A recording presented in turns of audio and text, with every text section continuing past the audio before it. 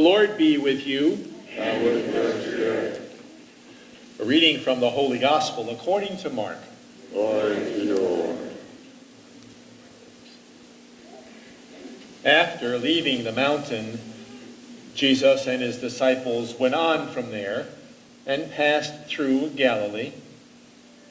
He did not want anyone to know it, for he was teaching his disciples, saying to them, "The Son of Man is to be betrayed into human hands, and they will kill him, and 3 days after being killed, he will rise again." But they did not understand what he was saying, and were afraid to ask. Then they came to Capernaum, and when he was in the house there, Jesus asked them, "What were you arguing about on the way?" But they were silent, for on the way they had argued with one another who was the greatest. Jesus sat down, called the 12, and said to them, "Whoever wants to be first must be last of all, and servant of all." Then he took a little child and put it among them, and taking it in his arms, he said to them, "Whoever welcomes one such as this child in my name welcomes me, and whoever welcomes me welcomes not just me, but the one who sent me." The Gospel of the Lord. Praise to you, Lord Jesus Christ.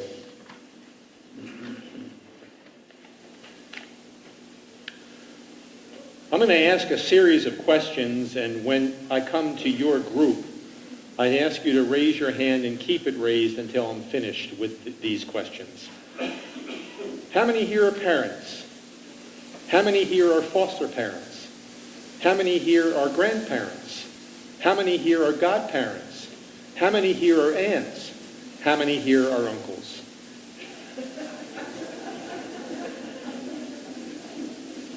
What's the common denominator between parents, foster parents, grandparents, godparents, aunts, and uncles? What do they have in common? Patience.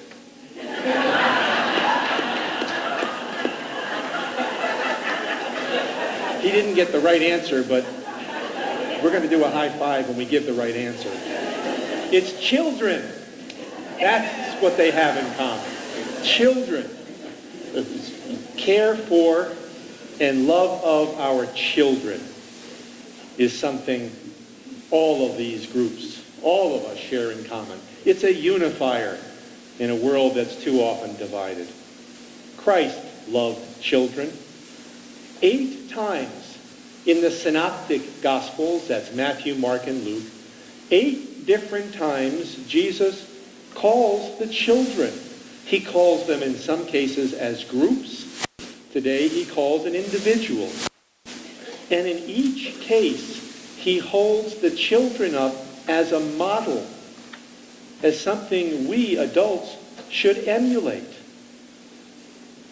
Isn't that interesting? It's not the world leaders. It's not the politicians. It's not the sports figures or entertainers. It's the children we should emulate. Now, I've observed my grandchildren. I have 6 of them now. My 3 children were in their mid-30s, all married. We had no grandchildren, and we had patience. We never asked. We didn't want to put any guilt on them. And lo and behold, for 6 successive years, we had grandchildren, alternating families. They are now 9, 8, 7, 6, 5, and 4.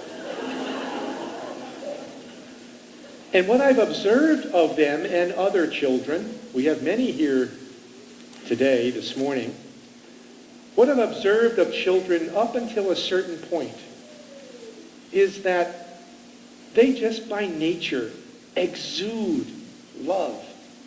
Unconditional. They love mom and dad. They love Nana and Pop-Pop. They love Auntie and Unkie. They love everybody. They go to the playground. They don't see anything. They don't see race or color or religion. They see a buddy that they want to play with. They are pure of heart, if you've ever heard that in the Beatitudes. You want to know what that means? Look at a young child. But somewhere in their childhood, it's different for everybody. Like the song in South Pacific where we have to be taught to hate. They're taught to hate those people, that group. But children in their early years are the model that Christ holds up for us. Christ so often takes our world and with his teachings turns it upside down. Unconventional thinking. Radical thinking. Example, one of the most radical things that Christ tells us is we have to love our enemy. That doesn't fit with our culture. That's not how we were raised. Somebody slaps us on the cheek, we punch them back instead of turning the other cheek like Christ says we do. We are also taught by Christ, as we heard today, that it is our children. It's the children in their purity, in their unconditional love, that we should look to if we want to understand how we're going to get into heaven. Because Christ says that we have to be like the little ones in order to do that. Christ also today tells us something else that our Western culture mind, Europe, the United States, many countries, in our mind, in our culture, this notion of the last being first, wait a minute now, I earned this. I got all this stuff. I rose to power and position in my business or in the church or whatever. What's this being last stuff? I deserve this position I have. Christ says, no. That you become successful when you let your choose being last, putting other people first. What do children do? I don't know about your children. I'll bet it's the same. I've watched them in their young years. They immediately share things. I know that changes. But there is a time of purity when they want to share everything they have with each other. We heard today so much that is adult-like in the readings and not childlike.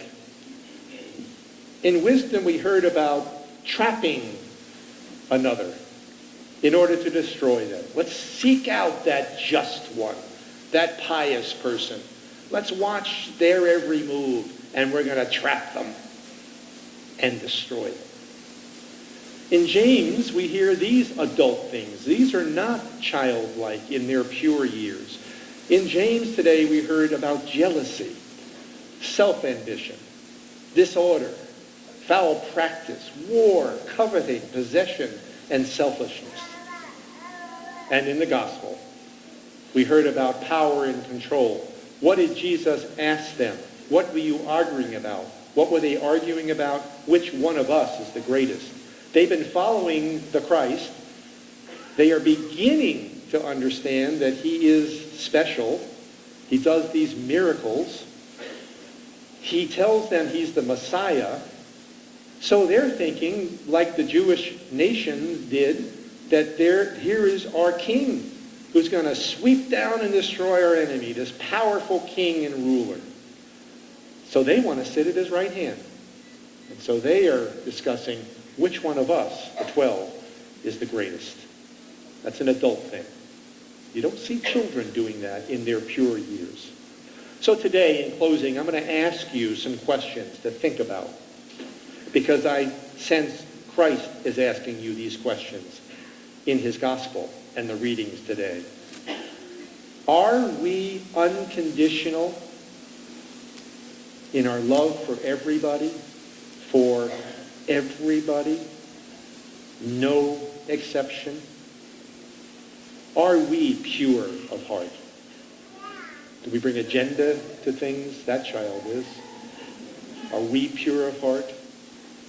Do we respect and care for our children And not just our children, but children all over the world, 35,000 of whom will die today from hunger.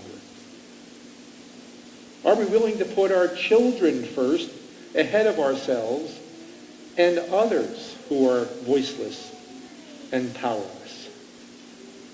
From James we heard this: if we're able to understand Christ putting the child in front of us as the model to emulate, puts his arms around the child, this is what we receive. We heard it in James. We will receive peace, gentleness, mercy, good fruits, sincerity, and this will cultivate peace. That kind of peace.